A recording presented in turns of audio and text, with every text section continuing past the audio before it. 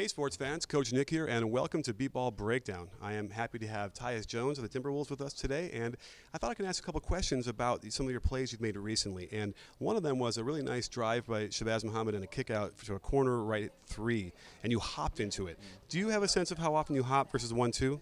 No, it's more just a feel. Sometimes if I'm stationary, I like to hop to gather myself and kind of get some rhythm, going into my shot. So sometimes if I'm just stationary in the corner, I like to hop to get into it. Now, in theory, there's not a lot of room back there, so does it make sense to maybe hop more because if you step back at all, you might be out of bounds? Right, exactly. You can't, take a step back and step into it. So with corner, much more limited space, like you said, kind of hop to get a little rhythm. You had another play later on against as a pick and roll against the Rockets, and it was beautiful. It went to your left, and I think Harden switched off on you or something and contested, and you had a lefty runner like high off the glass. Like, how difficult are those kind of shots to make in the NBA game? Those are difficult, but that's something that you work on every day, something that we work on pre-game every day. So, it came natural. I just had to get it up high off the square with, 7-footers and stuff like that in there in the lane, and just try to get it off the square nice and soft and went in. When you practice that, like, how do you adjust to have it, you don't have a 7-footer maybe contesting it when you're doing the practice. What do you do to simulate that? You just got to envision it. You just got to, pretend there was a 7-footer, jumping to try to block that. So you got to make sure you're getting it high, each and every time, and it becomes natural.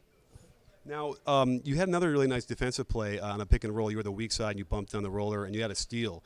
How hard is that to read whether you want to tag him or you slide under for the steal? Like, how did that play evolve, and how did you get that steal? It's hard. You got to make sure you don't want to, be gambling every play or, give up a layup if you miss the steal, but you still got to use your instincts. And so that's something that coach allows me to do is use my instincts. So, was there for the help and saw that I could get the steal. So that's what I try to do.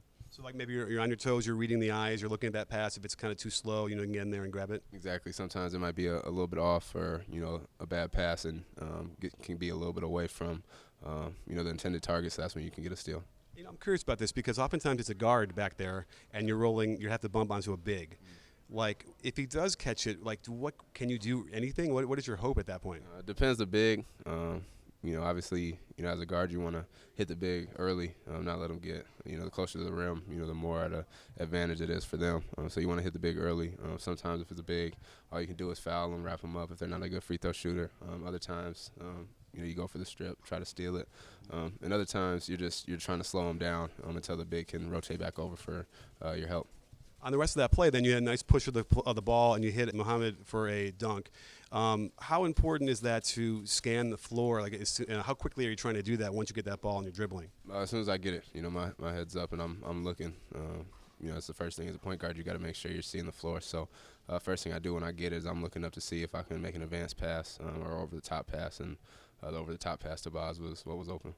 Last question. Do you feel like your role on the floor changes when you're playing with the starters versus when you're with more of the bench players on the floor with you?